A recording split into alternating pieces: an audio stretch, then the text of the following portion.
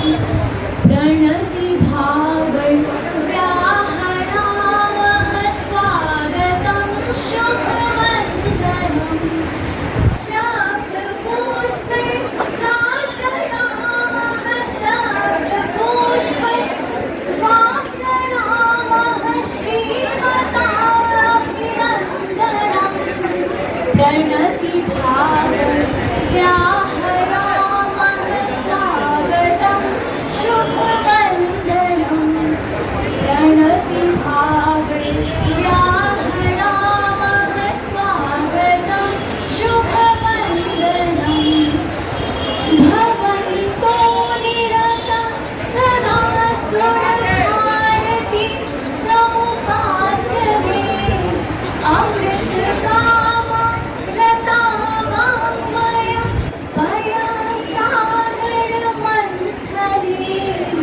दर्शनं भवतां किमपि पुण्योदयस्य निदर्शनं प्रणति भावव्याहरामः स्वागतं शुभवन्दनं प्रणति भावव्याहरामः स्वागतं शुभवन्दनं स्वागतं शुभवन्दनं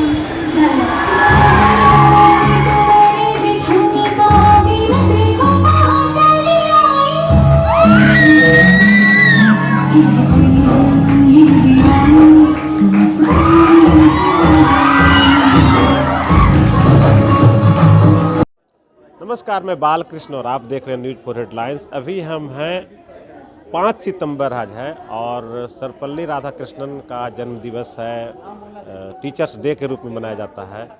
एक कैंपस में हम हैं, यूथ कैंपस है, आर्ट कैंपस भी नाम है और यहाँ बेसिकली यूपीएससी सिविल सर्विसेज वगैरह की तैयारी कराई जाती है। बहुत सारे बच्चे हमारे साथ हैं। यहाँ कुछ देर पहले ही फंक्शन हुआ है और टीचर्स डे के अवसर पे बहुत कुछ कार्यक्रम अभी और होने हैं। हम सीधे बात करेंगे, आज किस लिए आप लोग को बुलाया गया?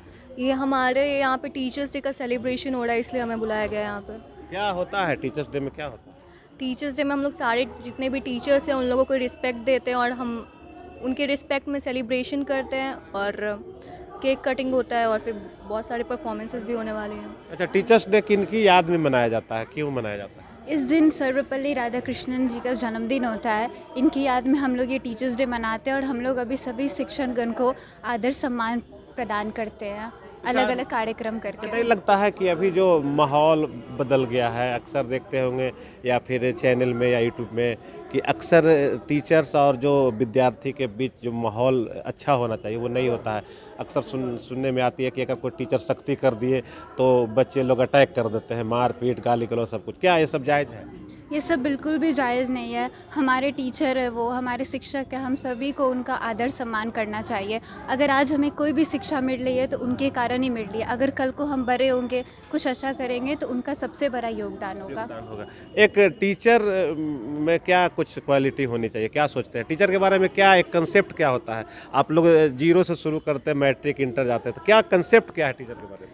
देखिए, मैं जब इस कोचिंग संस्थान में आया था, मैं और पहले बहुत सारे कोचिंग संस्थान में जा चुका था, तो मैंने जो सबसे मूल्य अंतर पाया और कोचिंग संस्थानों और कोचिंग संस्थान में, इस कोचिंग संस्थान में, कि और जो टीचर होते हैं वो उतना कनेक्ट नहीं हो पाते हैं।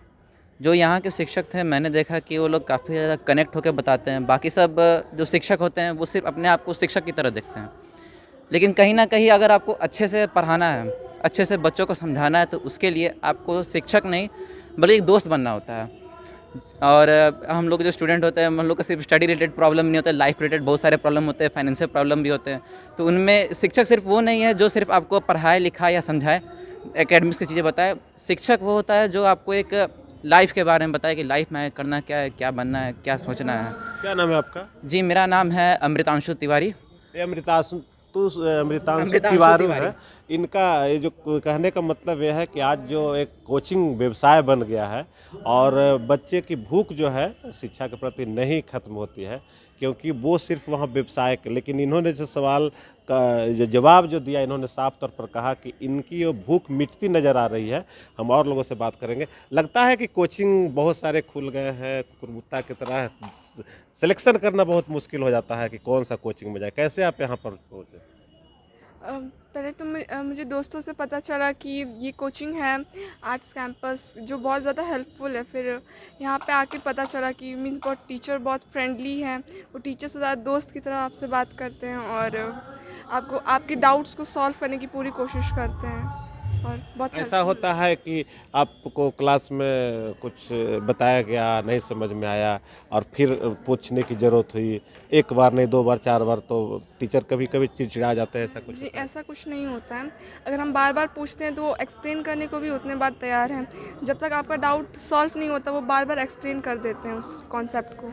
तो बार बार प्रॉब्लम कुछ सॉल्व किया जाता है। क्या लगता है कि एक टीचर को उम्मीद रहती है कि हमारे बच्चे बहुत अच्छे तरीके से पढ़ें और जो समझाएं क्लास में वो समझ जाए, और जो अगर होमवर्क वगैरह मिलता है तो फॉलो करके? आप कैसे, उनके नज़र में आप कितने अच्छे विद्यार्थी आप अपने आप को मानते हैं?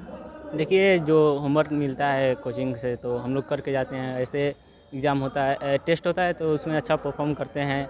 फिर सारा टेस्ट के बाद सारा डाउट क्लियर किया जाता है सर के द्वारा, और वही है। क्या लगता है, आप टीचर हैं कि स्टूडेंट? स्टूडेंट से एक लगता है कि स्टूडेंट और टीचर में एक आपसी तालमेल की बहुत ज़रूरत है अगर किसी को पढ़ाई में आगे बढ़ना, यूपीएससी टॉप करना है, बीपीएससी टॉप करना है। जी हाँ, टीचर और स्टूडेंट के बीच में कनेक्टिविटी होना चाहिए। जब तक टीचर और स्टूडेंट कनेक्ट नहीं होंगे तब तक मतलब वो आदमी सफल नहीं हो सकता है। जैसे कि आर्ट्स कैंपस के सभी टीचर हैं, जैसे कि माधव सर हो गए, पंकज सर हो गए, सोनी मैम हो गए, ये लोग बहुत अच्छे टीचर हैं। जैसे कि बच्चे से हर एक बच्चे से कनेक्ट करता है लोग और समझाता है लोग बार बार। आप कई टीचर का नाम लिए, आज टीचर्स डे ही है, अगर सब में सेलेक्ट किया जाए तो सबसे ऊपर किन को रखिएगा? नहीं सर, आर्ट्स कैंपस के सभी टीचर नहीं, फिर भी कुछ तो एक होगा कि मैं अगर उनको पुरस्कृत करने की बारी आएगी तो ऐसा थोड़ा है कि 5 को एक बार बुला के ऐसे पकड़ लीजिएगा, ऐसा नहीं ना होगा। एक को किसी का नाम नहीं। मैं माधव सर का नाम लेना चाहूँगा। क्या क्वालिटी होगी उनमें? एक सबसे बड़ा क्वालिटी क्या है, वो बच्चे से एकदम बहुत जल्दी कनेक्ट हो जाते हैं। हाँ, वो कनेक्ट कर देते हैं बच्चे से, बहुत जल्दी कनेक्ट होते हैं। और बच्चे मतलब टीचर और फ्रेंड एकदम फ्रेंड्स की तरह रहते हैं, वो बच्चे से एकदम फ्रेंडशिप की तरह रहते हैं। का मतलब यही ना कि जो प्रॉब्लम अगर कुछ डिस्कस है सब्जेक्ट बार, तो वो ज़्यादा गंभीरता से, हाँ, अच्छा से सॉल्व कर देते हैं। वो किसी बच्चा प्रॉब्लम हो अच्छे से बताते हैं, चिढ़ते नहीं हैं। अच्छा, ऐसा भी होता है कि समझ में नहीं आया फिर दोबारा पूछे तो? सर से जितना बार पूछे उतना बार बताते हैं सर, कोई दिक्कत नहीं, बताते हैं सर। अच्छा, वो आपके व्यवहार से खुश होते हैं कि नहीं? जी, एकदम खुश रहते हैं हमारे व्यवहार से। अच्छा, क्या पढ़ना ज़्यादा ज़रूरी है कि टीचर का डिमांड को पूरा करना ज़रूरी है, उनको खुश रखना ज़रूरी है? दोनों चीज़ मुझे लगता है कि ज़रूरी है। एक टीचर को खुश रखना प्लस इंटरेक्शन बेहतर रखना, ये दोनों ज़रूरी है। अच्छा, कैसे खुश रखिएगा तो? जो उनका ये जो पढ़ाने का तरीका है उसको बेहतर तरीके से लेना, या फिर इंटरेक्शन बेहतर करना, उनके जो काम है वो बेहतर तरीके से करना, जो भी वो करने के लिए बोलते हैं, तो ये एक बेहतर चीज़ है। क्वालिटी हर स्टूडेंट पर रहना चाहिए। तो टीचर से कनेक्टिविटी की बात हम कर रहे हैं। क्या लगता है कि स्टूडेंट और टीचर के बीच एक अच्छा रिश्ता होना चाहिए? कैसा रिश्ता, दोस्त का, भाई का, पिता पुत्र का, क्या रिश्ता होना चाहिए? मैं यहाँ आर्ट्स कैंपस में आई। यहाँ पे बहुत ही डिफरेंट है अनदर कोचिंग से, कि यहाँ पे जो टीचर है वो एक भाई की तरह भी ट्रीट करते हैं, एक बहन की तरह भी ट्रीट करते हैं, और एक फ्रेंड का नीड है तो एक फ्रेंड की तरह भी ट्रीट करते हैं, जिससे बच्चों के साथ ज़्यादा कोऑपरेट किया जा सके और वो ज़्यादा पढ़ाई में अपनी इफ़िशियंसी लगा सके। तो यहाँ पे लाइक अनदर कोचिंग से बहुत ज़्यादा ही डिफरेंट है ये सब चीज़। तो मुझे लगता है अगर आप आर्ट्स पढ़ रहे हैं तो आपको ये कोचिंग प्रेफर करना चाहिए, और ये सिविल सर्विस के लिए बहुत ज़्यादा ही बेटर रहेगा। अच्छा, बेटर रहेगा। हम और कुछ लोगों से बात करेंगे। आप अभी कार्यक्रम में एक गीत भी गुनगुनाई जी, स्वागत गाइए 2 मिनट का। प्रणति भावैर्व्याहरामः स्वागतं शुभवन्दनं।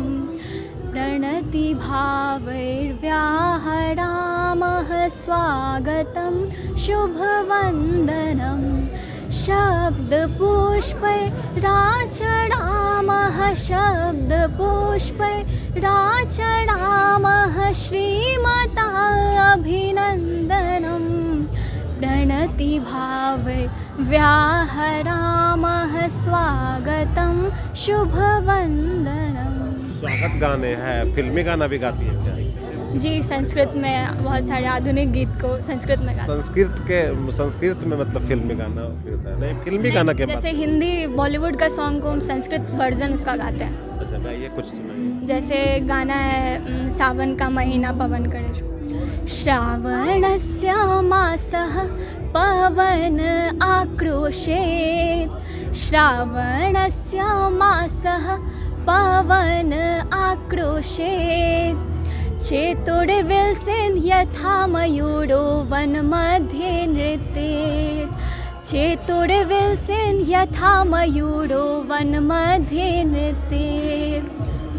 और भी आप टीचर हैं या स्टूडेंट? नहीं, स्टूडेंट है, यहीं से मैंने पास आउट किया है। 11th-12th मैंने यहाँ पे पढ़ा था। अच्छा, बहुत सारे कोचिंग संस्थान है, इस कोचिंग संस्थान में क्या कुछ खास क्या काम है? इस कोचिंग में यही खास है, जैसे यहाँ के टीचर्स और मतलब सबसे पहली बात तो मैंने जब 10th पास आउट किया मुझे आर्ट्स का कोई अच्छा कोचिंग चाहिए था, लेकिन यहाँ पे हम लोग जैसे जानते हैं एक सोसाइटी में एक मेंटालिटी बना हुआ है कि आर्ट्स बहुत कमज़ोर विद्यार्थी लेते हैं या ऐसा, लेकिन इस कोचिंग के बारे में मुझे पता चला एडवर्टाइजमेंट्स के थ्रू, और इस कोचिंग में आने के बाद जब मैंने देखा कि यहाँ के टीचर्स बहुत ज़्यादा कोऑपरेटिव हैं, मतलब वो किसी भी जैसे हिस्ट्री ही ले लीजिए, तो हिस्ट्री को ऐसा नहीं है, ऐसे जनरली बच्चों को हिस्ट्री बहुत बोरिंग लगता है कि इतिहास क्या उतना रटना पड़ेगा बहुत ज़्यादा, लेकिन यहाँ के टीचर्स उसको भी इतना इंटरेस्टिंग तरीके से पढ़ाते हैं, इसको एकदम कहानी के तरीके से पढ़ाते हैं जो कि बिल्कुल समझ में आ जाता है और बहुत मज़ा भी आता है पढ़ने में। तो हर सब्जेक्ट यहाँ का बहुत अच्छा है। क्या लगता है सही में साइंस वाले बहुत ज़्यादा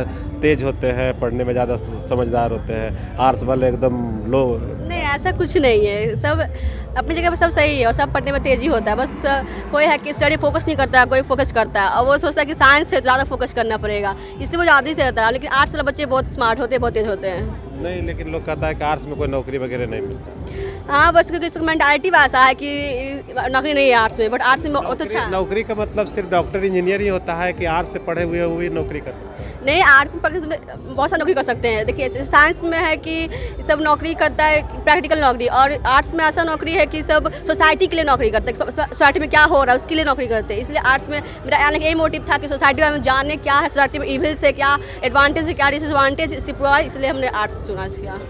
आप क्या कौन सा विषय में सबसे ज़्यादा रुचि आपको रहता है? आर्ट्स में कौन सा सब्जेक्ट सबसे ज़्यादा पसंद है? You know, the overall subject was my favorite, and I chose arts because of the reason that it gave me practical knowledge instead of the theories, because most of the time it's always about the theories that we learn, but in arts it's like the practical knowledge that we get about the world and about the society. अब क्या आगे क्या बनना चाह रही है, क्या सोच रही हैं? My dream is to be a IAS officer, and I'm going to fulfill that, and if in case that is not going to be done, then I'm going to do something for the society. अच्छा, ऐसा क्यों होता है? बिहार के लोग ज़्यादा IAS IPS बनना चाहते हैं, हुकूमत करना चाहते हैं क्या बिहार के? So there's a very bad misconception around the world that most of the IAS officers are actually from Bihar, but the thing is that we as Biharis have just suffered so many things, and that's why we need to get some power to show the world that no, Biharis are not just meant for the slavery, we are meant for the rule also. क्या लगता है बिहार के लोग कुछ देश में अपना नाम करना चाहते हैं पढ़ लिख कर, आर्ट्स में या साइंस में, किस वजह से पढ़ के वो आगे बढ़ सकते हैं? ऐसे मतलब हमारे देश में अगर सबसे प्रभुत्व वाला कोई जॉब मिलता है तो आर्ट्स पढ़ के होता है, क्योंकि अगर देश का मतलब सबसे कहे तो अच्छा जो जॉब होता है और मतलब फॉर द रूल, वो मतलब एक IAS अधिकारी कर सकता है, उससे अच्छा हमको नहीं लगता कोई जॉब या फिर किसी जॉब में उतना रुतबा पहुँच पैर भी कुछ हो। क्या लगता है आज टीचर्स डे के अवसर पर कुछ आप गिफ्ट देना चाहेंगी कि जिस टीचर को, तो क्या देना चाहेंगे? मोस्टली टीचर्स डे हम लोग सेलिब्रेट करते हैं सर्वपल्ली राधाकृष्णन के जन्म दिवस पे, और टीचर को सबसे बेस्ट गिफ्ट देना यही होगा कि हम अपने लाइफ में कहीं सक्सेस हो जाएं तो टीचर्स को खुद ब खुद गिफ्ट मिल जाएगा। टीचर्स भी यही चाहते हैं कि हम कहीं मतलब ऊँचे मुकाम पे पहुँचे, और यही उनके लिए भी सबसे बेस्ट होगा और हमारे लिए भी। तो ये तो आप बच्चों की बात आप सुने, लेकिन अब हम कुछ टीचर से भी बात करेंगे। सर, आज टीचर्स डे है, क्या कुछ आप बच्चों को दिए हैं और क्या उससे लेना चाहते हैं? टीचर्स डे के शुभ मौके पर सबसे पहले विद्यार्थियों को शुभकामना दूंगा कि वो टीचर को गौरवान्वित महसूस करवाएं और मैं यही चाहूँगा कि वो अपने जो गोल बनाए हैं करियर के गोल को अचीव करें, और उसमें जो भी टीचर से सहायता मिलेगी, मार्गदर्शन मिलना चाहिए, वो हम लोग देने के लिए रेडी हैं।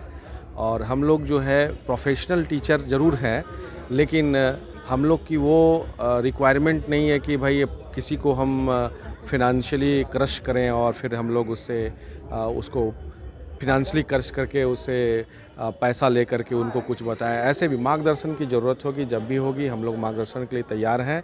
और वो लोग एकदम करेक्ट जगह पे आ चुके हैं अभी, और बहुत अच्छी जगह पे उन्होंने एडमिशन लिया आर्ट कैंपस में। मैं पिछले 1.5 साल से हूँ और मैं यहाँ फील किया हूँ कि यहाँ के बच्चे जो है विद्यार्थियों से, यहाँ के बच्चे जो होते हैं वो टीचर्स से बहुत ज़्यादा जुड़े होते हैं, और टीचर्स भी उनको बहुत प्राउड फील करवाते हैं। संचालक का भी काफ़ी अच्छा स्वभाव रहा है, टीचर्स को काफ़ी सम्मान दिया जाता है, और टीचर्स भी बहुत ही अपने विलिंगनेस से, है ना, बच्चों का हृदय खोल के स्वागत करते हैं और उनको पढ़ाते हैं। हम बात करेंगे, डायरेक्टर हैं यहाँ के, आप आइए ना।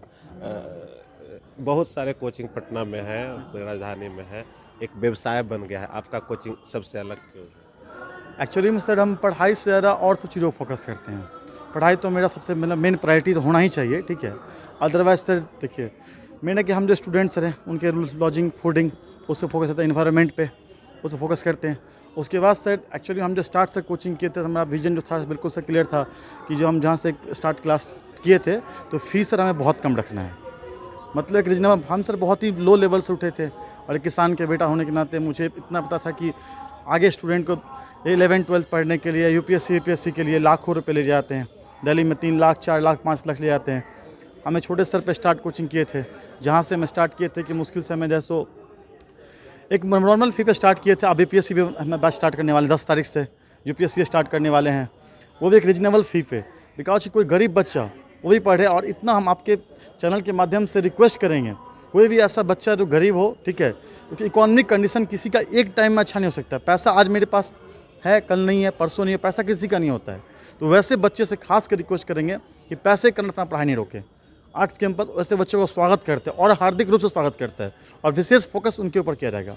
तो ये बहुत बड़ी बात बोले कि अगर कोई गरीब बच्चे हैं तो इनसे आप संपर्क कर सकते हैं। मेरे साथ एक टीचर और है, इंग्लिश आप पढ़ाते हैं, लोग भागते हैं बच्चे की इंग्लिश बहुत टफ है, क्या सही बात है?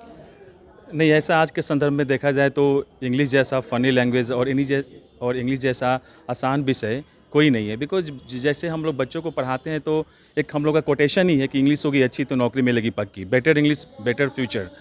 अगर हमें लाइफ में आगे बढ़ना है तो इंग्लिश की आवश्यकता पड़ती है, और इंग्लिश के बिना अगर खास करके कोई सिविल सर्विस या यूपीएससी बीपीएससी टारगेट करता है तो ये असंभव जैसा प्रतीत होता है। तो मेरे अनुसार लगता है कि इंग्लिश सबसे आसान सब्जेक्ट है, बस टीचर को बच्चों से कनेक्ट होकर पढ़ाना चाहिए।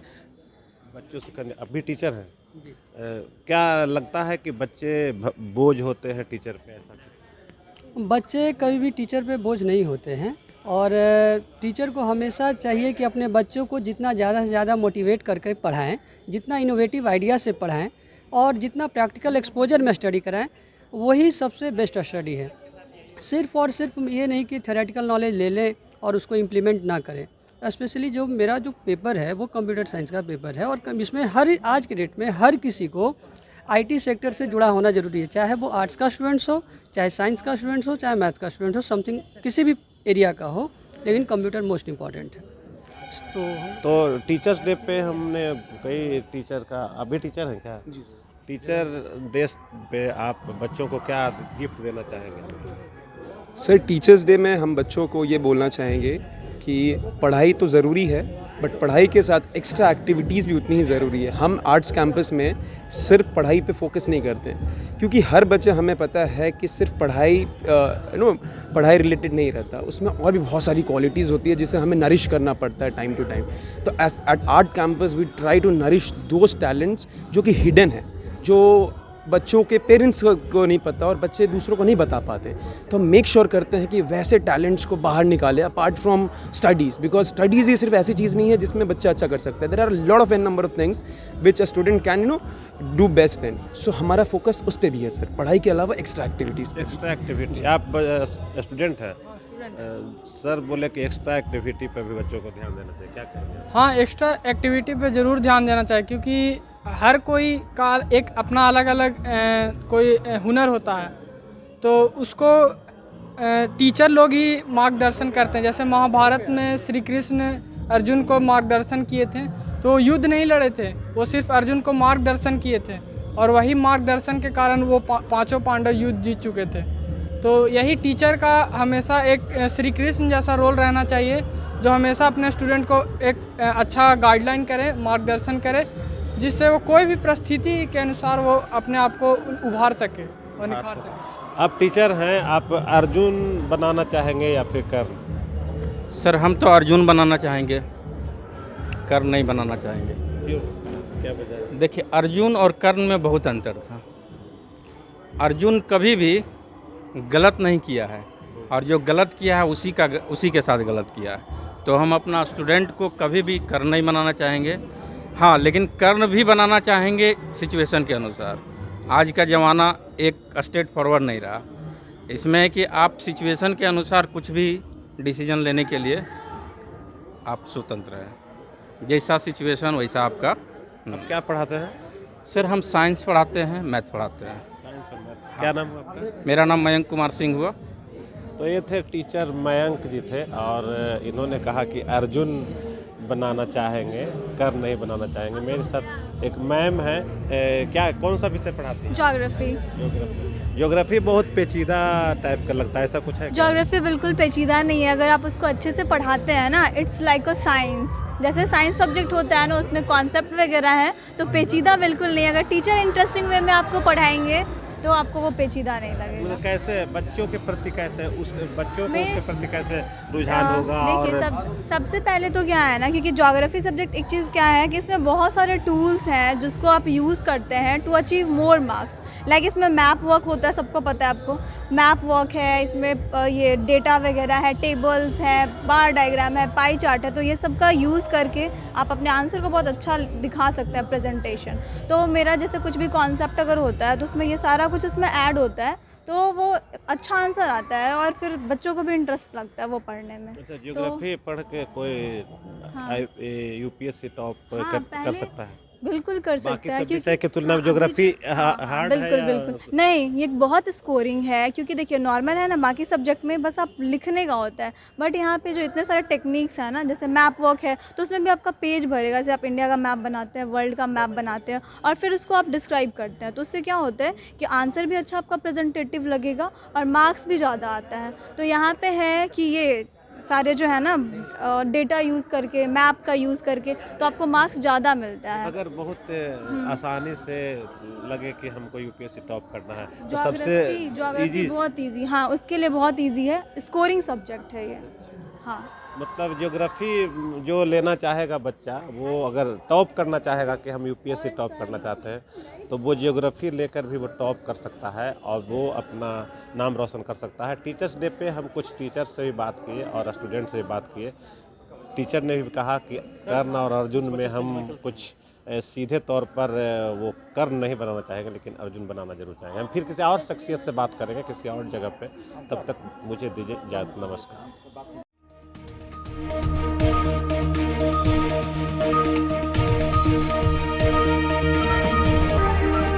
अगर आपको ये खबर अच्छी लगी तो चैनल को सब्सक्राइब करना नहीं भूलें और बेल आइकन जरूर दबाएं।